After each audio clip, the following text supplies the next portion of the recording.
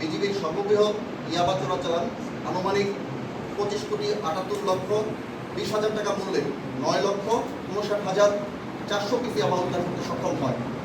টেকনাফে বিজিবির ইতিহাসের সর্ববৃহৎ ইয়াবা উদ্ধার, একদিনে 10 লক্ষাধিক পিস জব্দ।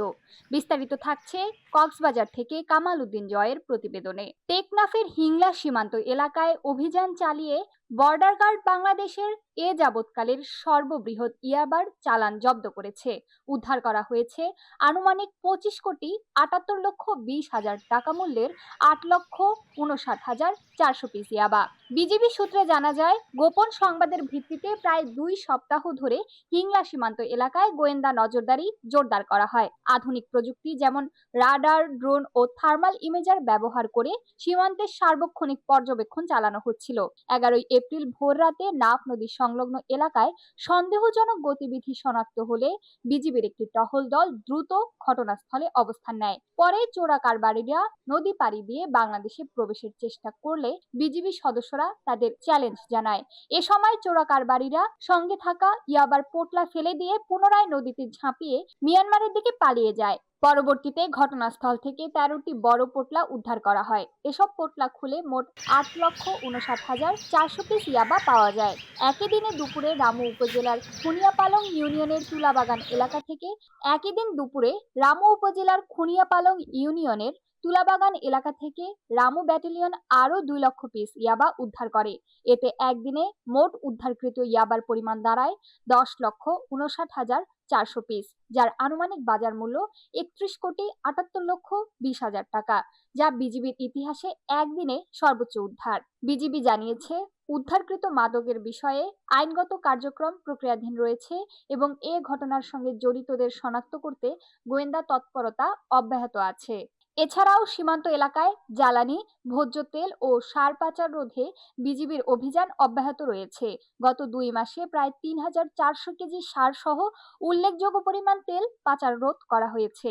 বিজিবি আশা প্রকাশ করেছে, স্থানীয় জনগণ ও গণমাধ্যমের সহযোগিতায় সীমান্ত দিয়ে মাদক চোরাচালান প্রতিরোধে ভবিষ্যতেও এ ধরনের অভিযান আরও জোরদার করা হবে।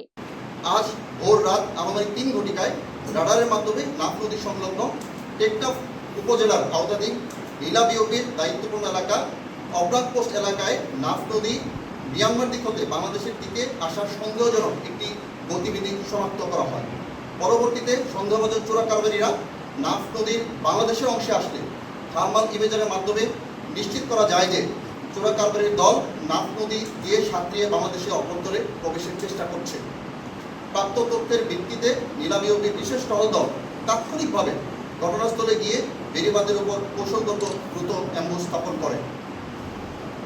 এক পর্যায়ে চোরা কারবারি দল বিজিবির অবরাক পোস্ট সংলগ্ন নাফ নদীর তীরবর্তী বেড়িবাঁধ এলাকায় প্রবেশের চেষ্টা করলে বিজিবির সদস্যরা তাদের চ্যালেঞ্জ করে।